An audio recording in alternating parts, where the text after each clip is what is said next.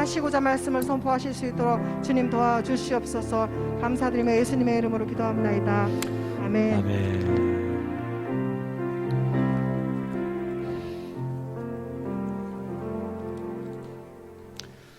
하나님 말씀은 마가복음 10장 42절부터 45절까지입니다. 마가복음 10장 42절부터 45절까지입니다.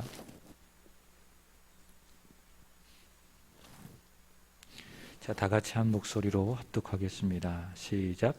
예수께서 불러다가 이르시되 이방인이 집권자들이 그들을 임의로 주관하고 그 고관들이 그들에게 권세를 부리는 줄을 너희가 알거니와 너희 중에는 그렇지 않을지니 너희 중에 누구든지 크고자 하는 자는 너희를 섬기는 자가 되고 너희 중에 누구든지 으뜸이 되고자 하는 자는 모든 사람이 종이 되어야 하리라. 인자가 온 것은 섬김을 받으려 함이 아니라 도리어 섬기려 하고 자기 목숨을 많은 사람의 대속물로 주려 함이니라. 아멘. 우리 10장 45절 한 번 더 읽겠습니다. 시작. 인자가 온 것은 섬김을 받으려 함이 아니라 도리어 섬기려 하고 자기 목숨을 많은 사람의 대속물로 주려 함이니라. 아멘.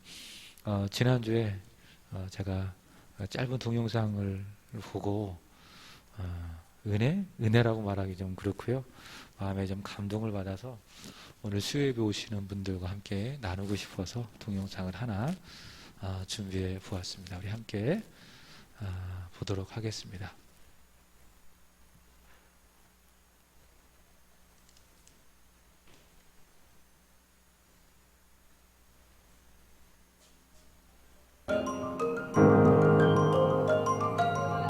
No, como que se electrocutó.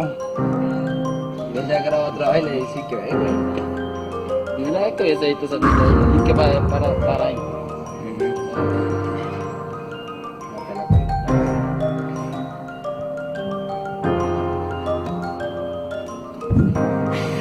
No ve. Sí, van a ir, o sea. Van a ir. Pero. Este es tu lista de que No.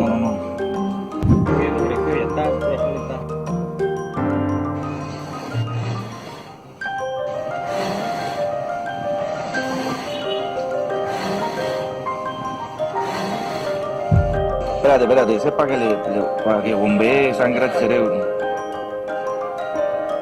La chiquita mira viendo esa. Ya estamos viendo. Ya estamos viéndola.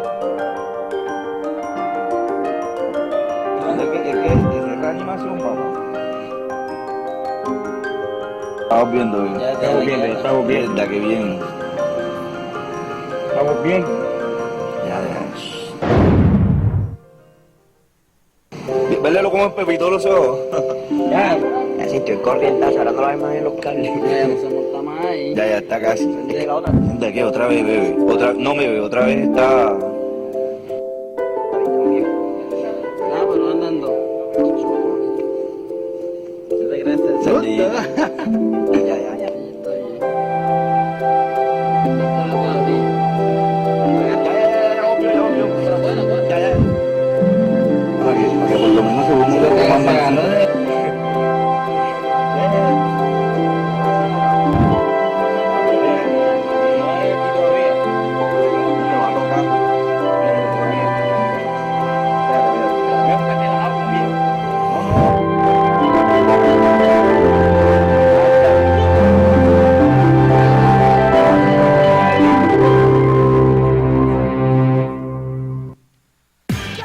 신기하죠? 영상을 보면서 이제 두 가지를 좀 생각해 보았어요. 교회를 섬기는 그런 목회자로서 교회가 뭐냐? 교회는 죽어가는 영혼 또는 죽은 영혼을 살리는 곳이다라고 하는 그런 것입니다. 요즘에는 이 코로나19로 인해서 우리가 전도하고 또 복음을 전하는 일에 많은 제약이 따르는 것은 사실입니다. 그러나 변할 수 없는 또 주님이 가장 기뻐하시는 그 사명은, 교회가 하는 그 가장 큰 사명은 영혼을 살리는 곳이 되어야 된다라고 하는 겁니다. 그래서 우리 세안교회가 늘 기도하기로는 하나님 유람선이 되지 않게 하여 주시고 복음을 전해서 영혼을 살리는 구조선이 되게 해 주옵소서 이렇게 기도를 하고 있습니다. 다람쥐를 막 살리는 이 콜롬비아 청년들처럼 메시아 교회가 복음을 열심히 전해서 영혼을 살리는 구조선과 같은 그런 교회가 되었으면 좋겠다. 두 번째로는 이 다람쥐가 감전이 되어서 거기서 죽어가고 있었잖아요. 근데 인공호흡도 하고 또 계속 누르고 그러니까 어떻게 돼요? 서서히 살아나죠. 우리 영혼이 그렇다는 겁니다. 우리 영혼이 점점 죽어갈 때가 있어요. 교회로부터 멀어지고 또 믿음 또 예배로부터 멀어지면은 죽어갈 수가 있다라는 겁니다. 그런 우리 영혼이 살아나는 길은 단 하나입니다. 말씀을 계속 먹는 겁니다. 말씀을 통해서 끊임없이 자극을 받게 되는 겁니다. 말씀을 주입하는 것입니다. 말씀을 들을 때에 특별한 적용점이 없고 특별히 나에게 와 닿는 그런 부분이 없다 할지라도 사람은 무엇으로 살죠? 예수님께서 마태복음 4장 4절에서 말씀하신 것처럼 말씀으로 삽니다. 그래서 말씀을 끊임없이 내 영혼에 주입을 하고 하면 할수록 어떻게 돼요? 시들시들했던 내 영혼이 다시 한번 살아나게 되는 것입니다.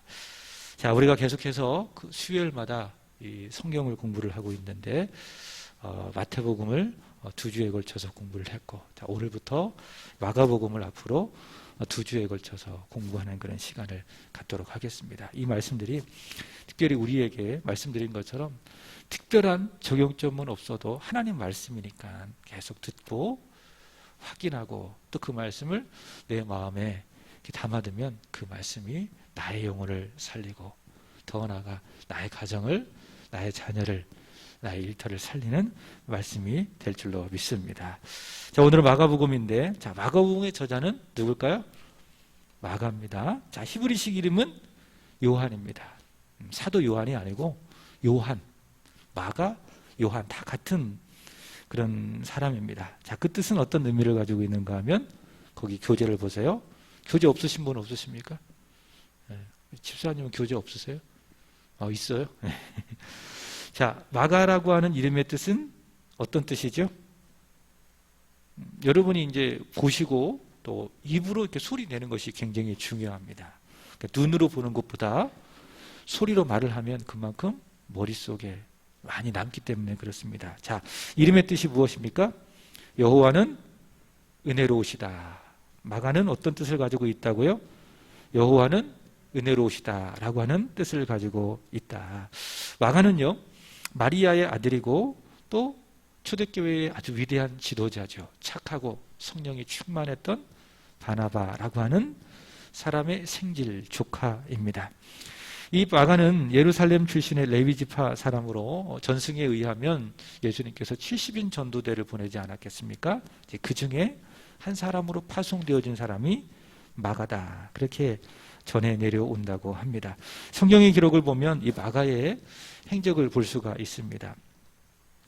바나바와 바울이 1차 전도 여행을 했죠. 그러니까 복음이 예루살렘과 온 유대와 사마리아와 이렇게 전해짐으로 말미암아서 이방인 교회가 세워졌습니다. 최초의 이방인 교회가 안디옥 교회인데 이 안디옥 교회가 이방인, 물론 유대인도 있었겠지만 주로 이방인들로 구성되어진 교회가 이 안디옥 교회인데 이 안디옥 교회가 이방인 선교를 위해서 특별히 성령의 지시와 감동을 따라서 바나바와 바울을 선교사로 파송을 하게 됩니다. 사도행전 13장 5절의 말씀을 보시면 자, 읽어보겠습니다. 시작. 살라미에 이르러 하나님의 말씀을 유대인의 여러 회당에서 전할세 요한을 수행원으로 두었더라. 사도행전 13장에 보면 예루살렘에서 시작된 최초의 이방인 교회 안디옥 교회가 바나바와 바울을 제1차 전도 여행에 선교사로 파송하게 되어지는데 이 바나바와 바울의 사역을 돕도록 하는 수행원이 있었습니다. 그가 누구인가 하면 요한, 누구죠? 사도 요한이 아니고 마가를 수행원으로 두었다라고 이야기합니다. 수행원이라고 하는 것은 헬퍼, 영어 성경에 보면 헬퍼, 돕는 사람이라고 이야기하는데 아마 바나바와 바울이 마가 정도면 우리의 이 전도 사역을 돕는 데에 아주 유익하겠다라고 판단을 해서 특히 바나바와 같은 경우에는 자기의 조카가 아니겠습니까? 그래서 이 수행원으로 바나바와 바울이 마가를 두게 됩니다. 자, 그런데 문제가 생겼습니다. 어떤 문제가 생겼는가 하면 사도행전 13장 13절을 보겠습니다. 읽어보겠습니다. 시작. 바울과 및 동행하는 사람들이 바보에서 배 타고 밤빌리아에 있는 버가에 이르니 요한은 그들에게서 떠나 예루살렘으로 돌아가고 바나바와 바울을 잘 도와야 될 이 수행원 마가가 어떻게 됐습니까? 무슨 일인지 좀 힘들었던 모양이죠. 아니면은 심리적으로 어려웠던지 멘붕이 왔던지 어쨌든 중간에 포기를 하고 그들을 떠나서 예루살렘으로 돌아가게 됩니다. 상당히 좀 문제를 좀 야기시켰던 이 전도 여행의 그런 인물이 마가라고 할 수 있을 것입니다. 자, 근데 바나바와 바울이 1차 전도 여행을 다 마치고 난 다음에 안디옥 교회로 돌아와서 우리가 1차 전도 여행 때 복음을 전해 세웠던 그 성으로 다시 가서 형제들이 어떠한가를 돌아보자. 다시 복음을 전해서 그들의 믿음을 다시 한번 굳세게 해보자라고 하는 의도로 시작된 여행이 제2차 전도 여행입니다. 그러니까 한 사람에게 복음을 전했으면 그걸로 끝나는 것이 아니고 그 다음에는 양육이 있어야 되겠죠. 말씀을 다시 듣고 그 영혼이 견고하게 되어주는 양육이 있어야 되는 겁니다. 그래서 2차 전도 여행의 시작이 바로 그런 의도로 시작이 된 겁니다. 우리가 전했던 복음을 전했던 그 성으로 다시 가서 형제들, 예수를 믿고 구원받은 형제들이 어떠한지 다시 한번 돌아보자라고 하는 그 2차 전도 여행을 바나바와 바울이 계획을 하게 되는데 여기까지는 맞았어요. 여기까지는 의견이 합의가 됐어요. 근데 어떤 문제로 둘이 크게 의견이 나누게 되어지는가 하면 마가와 동행 문제로 바나바와 바울이 크게 다투는 겁니다. 자, 한번 성경을 보겠습니다. 사도행전 15장 36절에서 39절. 자, 이런 상황을 이야기해 주고 있는데 시작. 며칠 후에 바울이 바나바더러 말하되 우리가 주의 말씀을 전한 각 성으로 다시 가서 형제들이 어떠한가 방문하자 하고 37절 바나바는 마가라고 하는 요한도 데리고 가고자 하나 18절 바울은 밤빌리아에서 자기들을 떠나 함께 일하러 가지 아니하는 자를 데리고 가는 것이 옳지 않다 하여 39절 심히 다투어 피차 갈라서니 바나바는 마가를 데리고 배 타고 구브로로 가고 자 이렇게 이야기하고 있습니다. 자 마가의 동행 문제로 바나바와 바울이 어떻게 이야기하고 있습니까? 심히 다투었다. 아마 이때는 이제 사도 바울이 그 예수님을 믿고 복음의 어떤 전하는 영혼을 구원하는 그 일에 불이 활활 타올랐던 것 같아요. 그래가지고 마가를 다시 수행원으로 둔다면 2차 전도 여행에 다시 큰 문제가 생길 것이다 라고 하는 그런 생각을 했던 것 같아요. 그러니까 바울은 어떻게 보면 그때의 마음은 어떤 사람보다는 어떤 사역에 일에 바울은 더 뜨거운 열정을 가지고 있었고요. 자, 그러나 바나바는 어떤 사람입니까? 이게 품어주는 사람, 좀 너그러운 사람, 일보다는 그 사람을 더 이렇게 안아주고 또 품어주는 그런 사람이 아니겠습니까? 그래서 바나바는 이 마가 또 조카니까 이 마가 비록 1차 전도 여행 때 우리를 떠나서 중도에 하차했지만은 그러나 다시 기회를 주자. 그래서 우리 2차 전도 여행 함께 좋은 동력을 이루어 보자. 이 바나바는 이런 입장이었던 것 같아요. 근데 바울은 그렇지 않다. 1차 전도 여행 때 우리를 떠나서 함께 일하러 가지 아니하는 저 마가를 데리고 가는 것은 어떻다? 옳지 않다라고 하는 이 바울의 입장과 바나바의 입장이 크게 대립을 한 겁니다. 그래서 어떻게 이야기하죠? 심히 다투었다. 심히 다투었다. 그죠? 그래서 이 바울은 이 마가에 대해서 굉장히 불편한 마음을 가지고 있었던 것 같아요. 자, 근데 훗날 이 바울이 이 마가를 향한 그 불편한 마음이 해소가 됐어요. 다시 말해 회복이 되었어요. 이제 주님 앞에 갈 날, 사명을 다 마치고 주님 앞에 갈 그 날을 앞두고 누가 생각이 나요?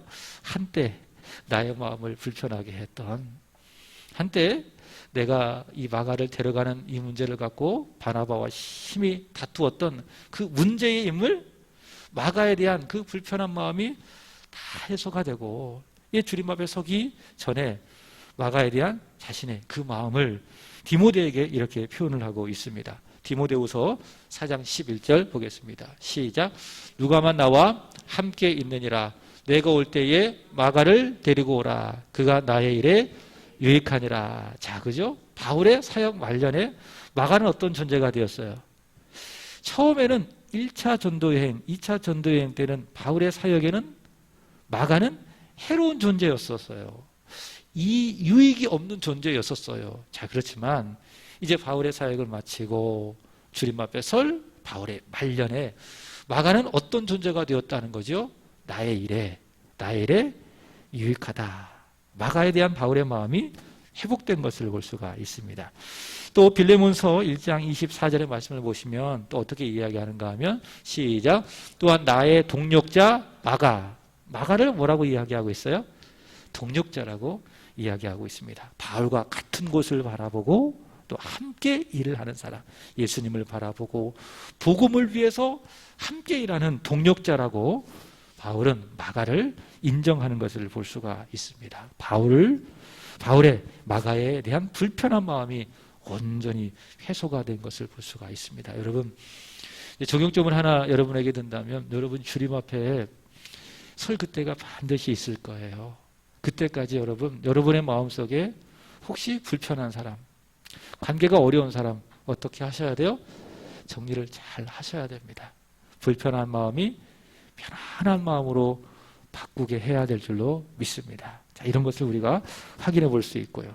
자, 특별히 중요한 것은 마가와 베드로와의 관계입니다. 자, 베드로전서 5장 13절 보시면은, 자, 베드로는 마가를 어떻게 표현했는가? 바울에게 있어서 마가는 유익한 사람, 동력자라고 했다면 베드로는 마가를 어떻게 이야기했는가? 베드로전서 5장 13절 보겠습니다. 시작.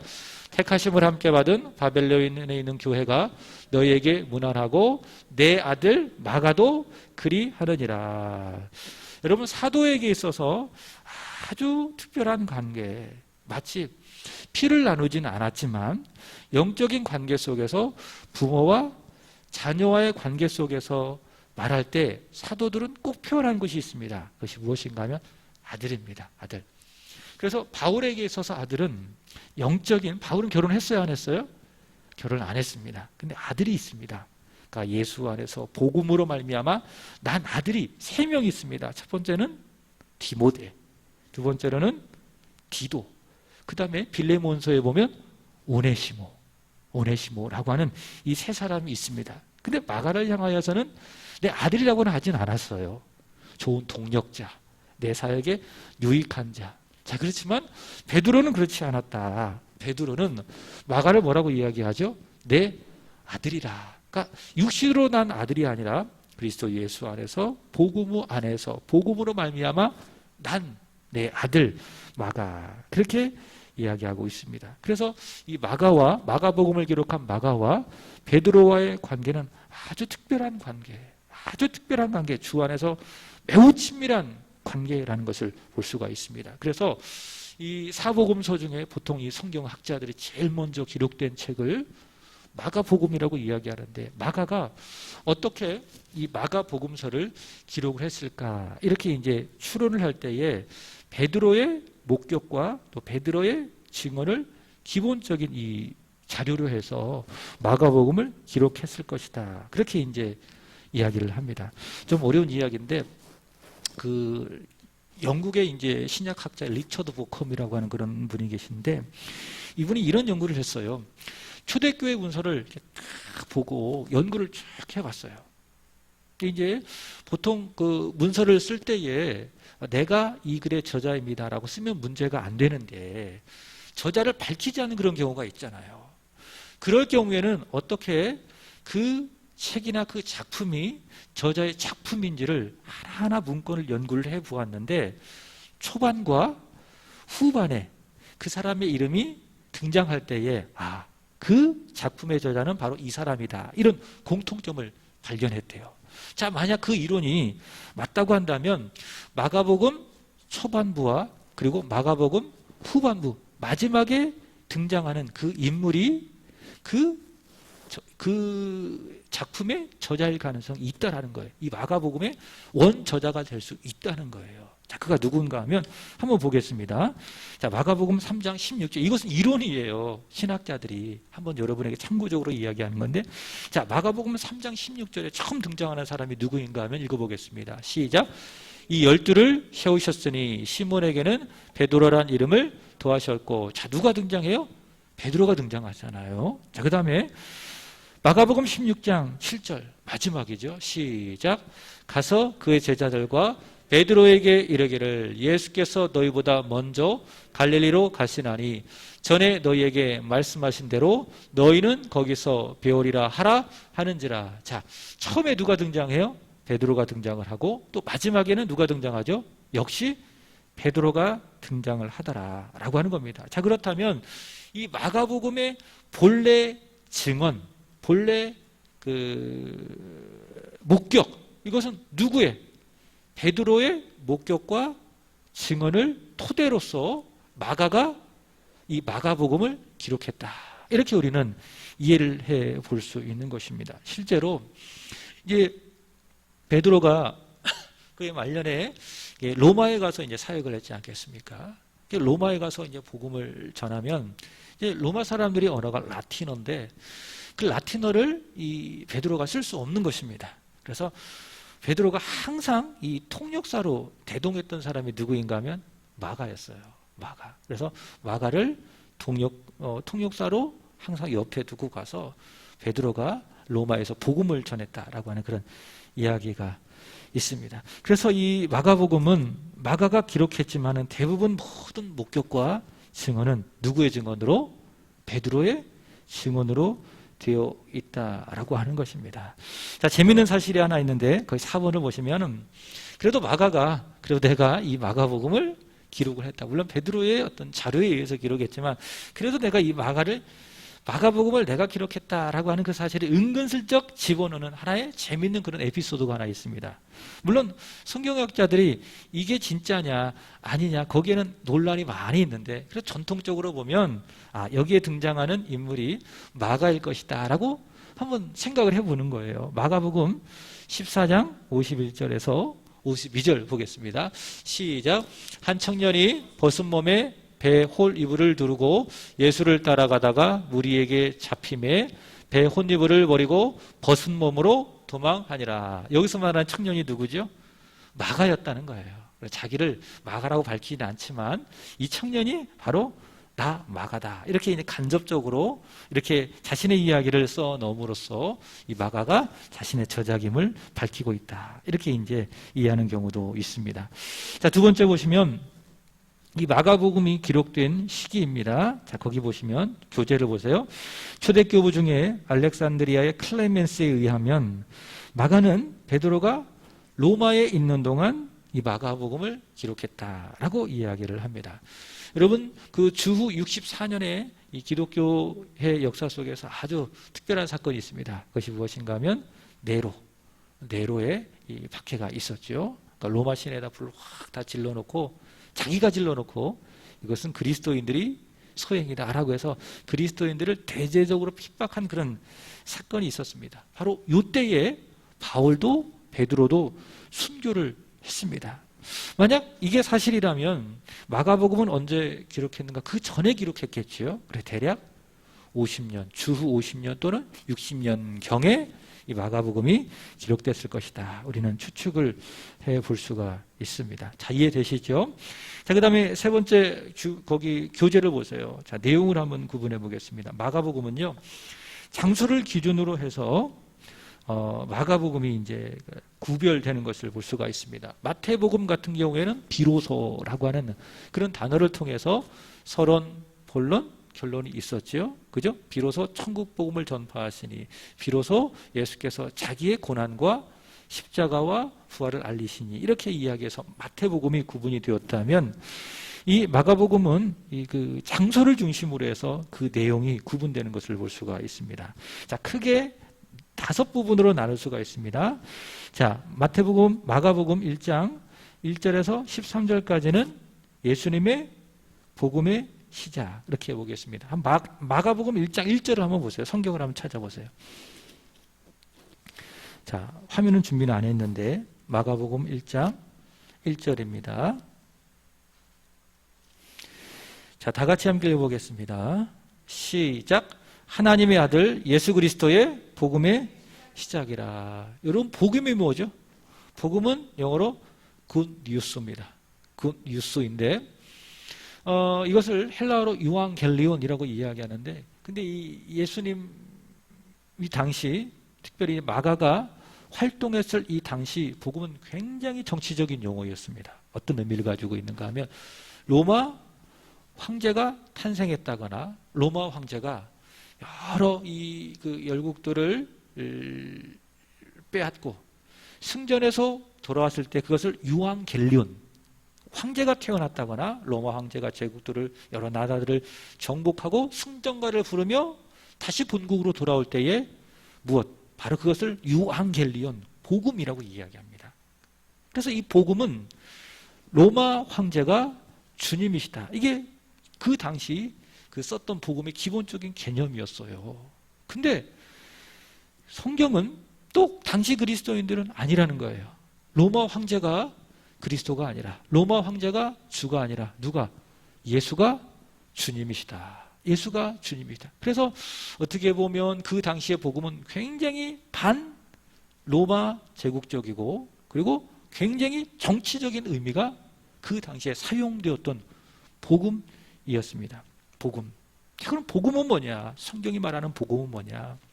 우리 흔히 복음에는 두 기둥이 있다고 앞서 확인했죠. 고린도전서 15장 말씀해 보시면 하나님의 아들 예수께서 성경대로 죽으시고 성경대로 다시 살아나신 것, 다시 말해 십자가와 부활, 그것을 복음의 두 양대 산백, 두 날개라고 이야기합니다. 그것을 헛되이 믿지 아니하면 그로 말미암아 무엇을 받는다? 구원을 받는다.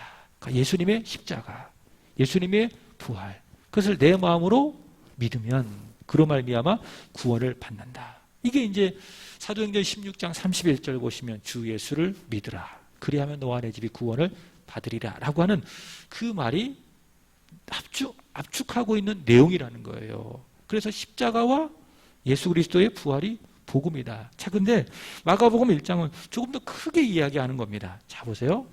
하나님의 아들 예수 그리스도의 복음의 시작이라. 그럼 복음은 뭐냐? 예수가 그리스도이시고 예수가 하나님의 아들이시다. 그것이 무엇이라고요? 그게 복음인 거예요.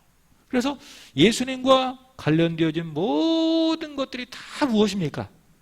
복음.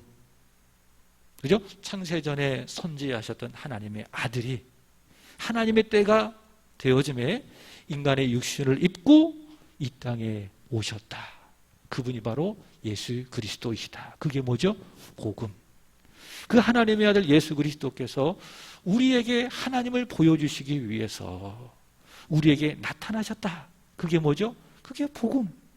그분 입을 열어서 이전에는 선지자들을 통해서 간접적으로 하나님의 말씀을 들었다면 이제는 네가 직접 하나님을 통해서 하나님의 말씀을 듣는다. 그게 뭐죠? 그게 복음.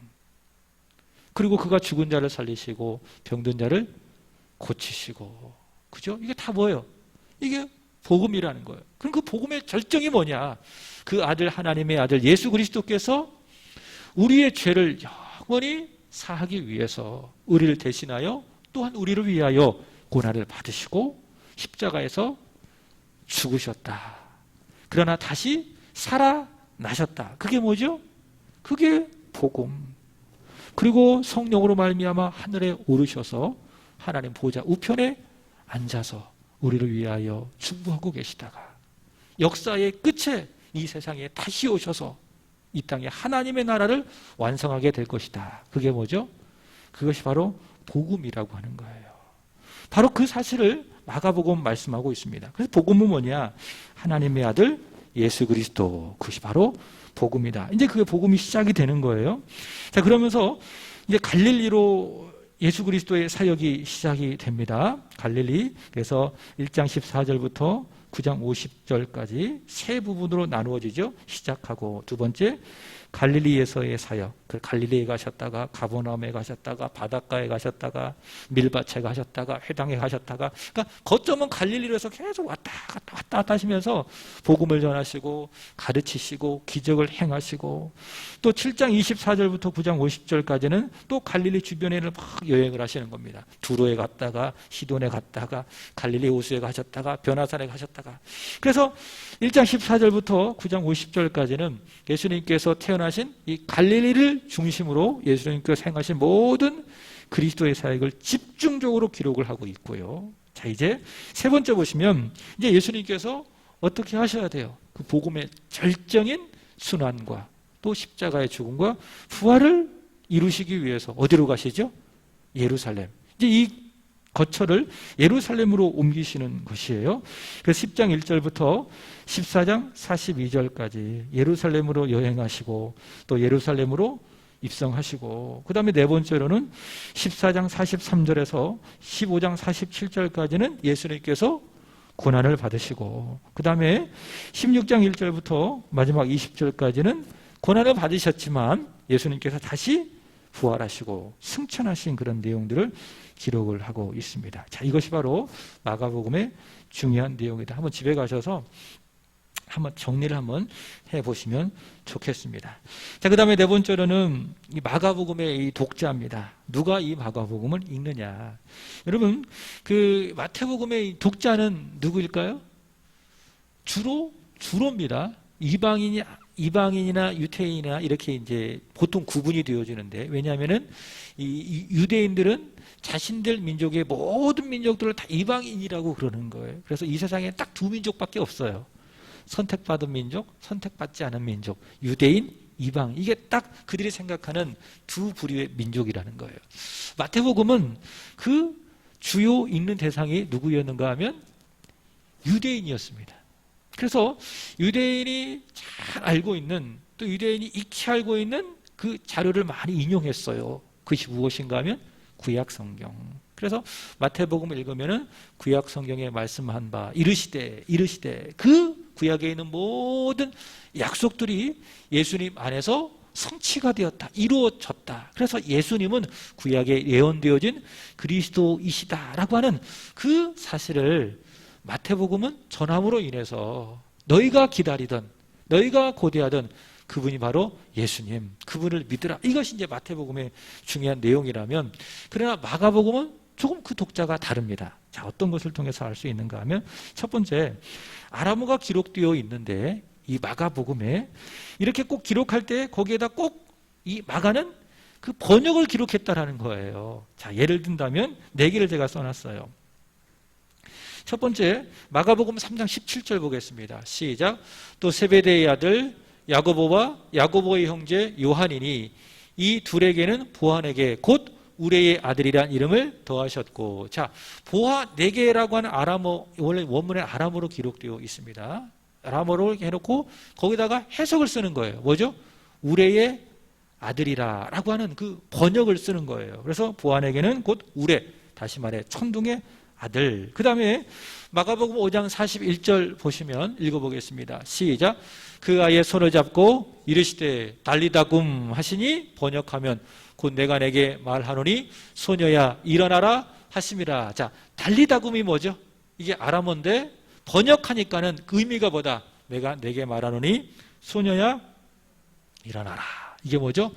달리다굼이다 라는 겁니다. 자, 그 다음에 마가복음 7장 34절입니다. 자, 시작.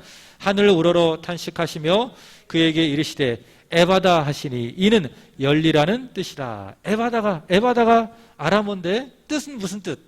열려라, 열려라. 이것이 바로 에바다다. 자, 그 다음에 마가복음 15장 22절 시작. 예수를 끌고 골고다라 하는 곳, 번역하면 해골의 곳에 이르러. 골고다 역시 아람어입니다. 이것을 번역하면 해골의 곳이다 라는 겁니다. 여기에는 없지만 마가복음 15장 34절의 말씀을 보시면 예수님께서 십자가에서 달리실 때에 외치셨던 말씀이 있죠. 엘리 엘리 라마 사박다니, 이것은 아람어입니다. 근데 마가는 거기다 해석을 붙이죠. 뜻이 뭡니까? 나의 하나님, 나의 하나님, 어찌하여 나를 버리셨습니까? 왜 나를 버리셨습니까? 이것이 바로 엘리 라마 사박다니다라는 겁니다. 그래서 이 마가복음은 이런 단어들이 있는 거예요. 자, 그렇다면 또 보세요. 두 번째 보시면 로마어, 즉 당시 로마어가 라틴어인데 이 라틴어를 사용했다라는 겁니다. 자, 첫 번째 로마의 화폐를 사용하는 겁니다. 자, 마가복음 12장 42절 보겠습니다. 시작. 한 가난한 과부는 와서 두 렙돈 곧 한 고드란트를 넣는지라. 이게 뭐죠? 고드란트가 로마 사람들이 사용했던 화폐예요. 자, 그 다음에 12장 15절 보시면 시작. 우리가 바치리까 말리이까 한데 예수께서 그 외식함을 아시고 이르시되 어찌하여 나를 시험하느냐. 데나리온 하나를 가져다가 내게 보이라 하시니, 이 데나리온도 역시 로마 화폐 단위를 데나리온이라고 이야기를 합니다. 자, 그 다음에 이 로마의 용어도 사용하는 것을 볼 수가 있습니다. 마가복음 5장 9절 시작. 이에 물으시되 내 이름은 무엇이냐. 이르되 내 이름은 군대니 우리가 많은 인이다 하고, 여기서 군대를 헬라의 성경에 보면 레기온이라고 하는 단어를 쓰고 있습니다. 이것은 로마의 군대입니다. 그래서 로마의 이 용어를 차용해서 쓰는 것을 볼 수가 있다. 6장 27절 그냥 확인만 하시는 거예요. 시작. 왕이 곧 시병 하나를 보내어 요한의 머리를 가져오라 명하니 그 사람이 나가 옥에서 요한을 목베어. 여기서 시위병도 역시 로마에 사용되어지는 단어를 차용하고 있는 것을 볼 수 있습니다. 자, 중요한 거는 뭐 고드란토도 그렇고 데나리온도 그렇고 또 레기온 군대도 그렇고 시위병도 그렇고, 자, 앞서 아람어에는 무엇이 따라왔죠? 해석이 따라왔어요. 근데 로마어에서는 해석이 있어요, 없어요? 없어요. 이것을 본다면 마가복음의 1차 독자는, 물론 우리도 마가복음에 있는 독자입니다. 성경을 읽고 있는 우리를 위해서 쓰여진 거지만, 그러나 마가가 그 당시 이 마가복음을 썼을 때 읽어야 될 첫 번째 독자는 누구인가 하면 아람어를 쓰는 사람이 아니라, 그죠? 누구? 로마어를 잘 알고 있는 이방인이었다라는 것을 추론할 수 있죠. 아람어를 잘 모르니까, 히브리어를 잘 모르니까는 마가가 그들을 배려하기 위해서 거기다가 뭘 붙인 거예요? 해석을 붙인 거예요. 그러나 로마어는 그들이 익히 알고 있기 때문에 거기에다가는 따로 해석을 붙이지 않았다라고 하는 것이죠. 그래서 이 마가복음은 주된 독자가, 물론 유대인도 포함이 되지만은 주된 독자는 누구다? 로마 사람들, 로마 사람을 포함한 당시 이방인들, 바로 이들이 이 마가복음의 1차 독자라는 것을 알 수가 있습니다. 자, 그 다음에 마지막으로 다섯 번째 보시면 이 마가복음에 특징이 있습니다. 특징은 세 가지로 말씀을 드리는데, 첫 번째로는 곧, 즉시, 뭐 이런 단어를 굉장히 많이 사용하고 있다는 거예요. 곧, 즉시. 그래서 이것을 헬라어로 유투스라고 이야기하는데 마가복음에만 굉장히 많아요. 곧, 즉시. 여기 마가복음 6장 27절로 그렇잖아요. 왕이 곧 즉시. 이것이 몇 번 나오는가 하면 마가복음을 쭉 읽어보니까 41회가 등장을 합니다. 하나만 살펴볼게요. 마가복음 1장 12절 보겠습니다. 시작. 성령이 곧 예수를 광야로 몰아내신지라. 그죠? 세례를 딱 받으셨어요. 받으시고 난 다음에 성령께서 어떻게 곧 예수를 광야로 몰아내셨다. 그래서 이 마가복음에는 이런 곧이라고 하는 이 단어 헬라어 유투스가 41번, 41번 사용함으로 말미암아 예수님께서 굉장히 스피디하게, 그죠?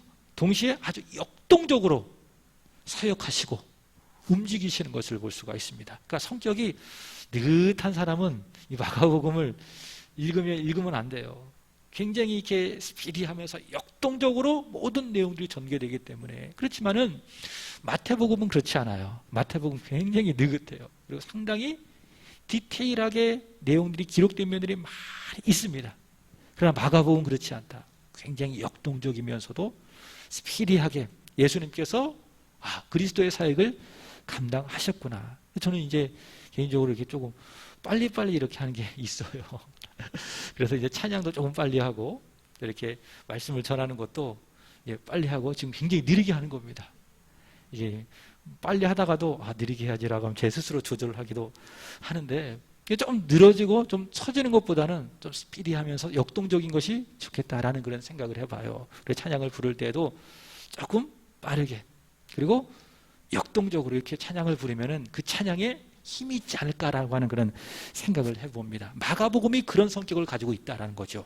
그러니까 예수님께서 그렇게 이 세상에 오셨을 때에 사역하셨다. 굉장히 바쁘게 그리고 아주 역동적으로 그리스도로서의 모든 사역을 감당하셨다는 거예요. 쉴 새 없으니까는 식사도 할 겨를이 없었죠. 얼마나 예수님이 쉼 없이 아주 역동적으로 스피디하게 일하셨는지 배 고물에 누우셔서 그렇게 천둥이 치고 있는데 거기서 뭐 하셨어요? 주무셨잖아요. 그만큼 예수님께서 쉬지 않고 열심히 아주 역동적으로 힘있게 사역하셨다라고 하는 것입니다.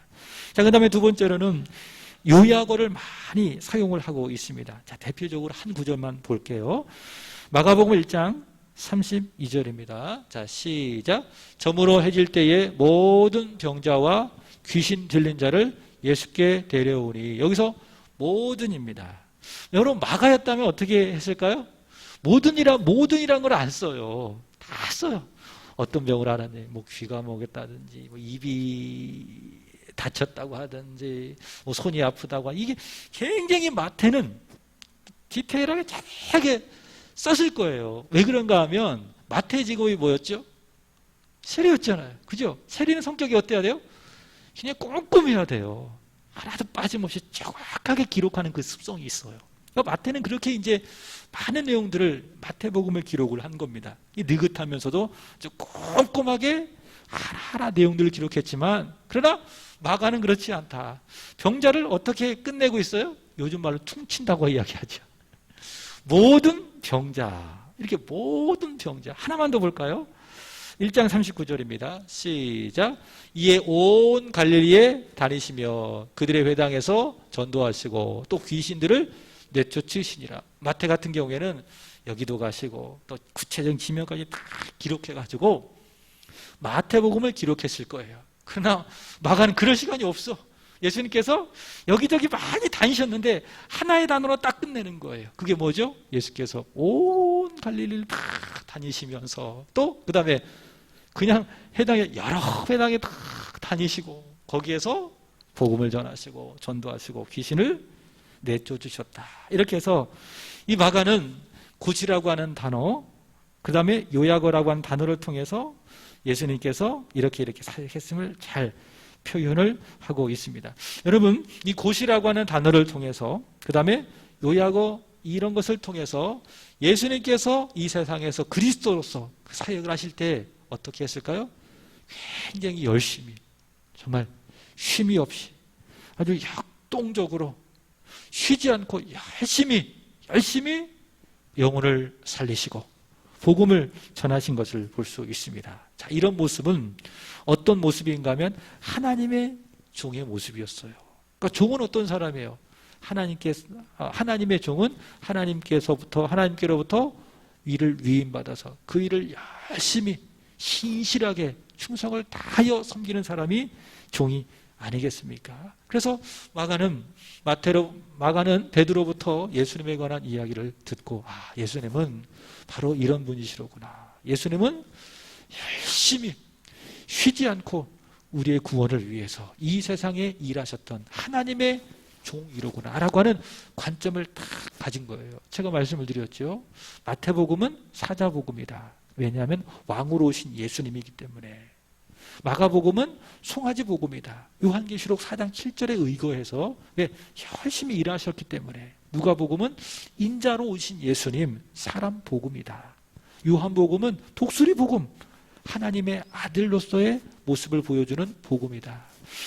마가복음은 바로 그런 예수님을 하나님의 종으로 표현하는 거예요. 자죠? 쉼 없이 역동적으로 부지런히 움직이시고 사역하시다가 결국 어떻게 되셨습니까? 고난을 받으시고 우리를 위해서 십자가에서 죽으시고 또 우리의 구원을 완성해 주신 그 예수님. 그래서 마가복음 10장 45절에 이렇게 이야기하는 거예요. 시작. 인자가 온 것은 섬김을 받으려 함이 아니라 도리어 섬기려 하고 자기 목숨을 많은 사람의 대속물로 주려 함이라. 그죠? 바로 이 말씀대로 예수님께서는 우리를 섬겨, 우리를 구원하시기 위해서 우리를 섬겨 쉬지 않고 열심히 일하시고 우리를 섬겨주시고 결국에는 우리를 위해서 십자가에서 자신의 목숨을 대속물로 주셨다. 그로 말미암아 우리가 구원받고 하나님의 자녀가 되었다라고 하는 것입니다. 이런 예수님을 보면 우리도 역시 예수님의 마음을 갖고 어떤 삶을 살아야 되죠? 섬김의 삶을 살아야 할 줄로 믿습니다. 예수 그리스도께서 참된 종으로서 참된 섬김을 우리에게 본으로 보여주셨다면 우리 또한 역시 예수님과 같은 종으로서의 섬김의 삶을 살아가야 할 줄로 믿습니다. 거의 오스왈드 챔버스의 말을 기록을 했는데 읽어보고 마치도록 할까요? 시작. 다른 사람을 향한 참된 섬김은 우리가 주님을 최고로 사랑할 때 가능하다. 그렇다. 오직 주님을 향한 사랑만이 다른 사람을 위해 끝까지 섬길 수 있는 동기를 부여하는 것이다. 예수님, 나를 사랑하셔서 종이 되셔서 자신의 목숨을 십자가에서 대속물로 주셨습니다. 예수님이 그렇게 나를 사랑하신 거죠. 우리 또한 그 예수님을 최고로 사랑할 때에 우리도 예수님처럼 종의 모습으로 세상을 섬기고 또 우리 주변에 있는 우리 성도들을 신실하게 섬기게 될 줄로 믿습니다. 기도하겠습니다.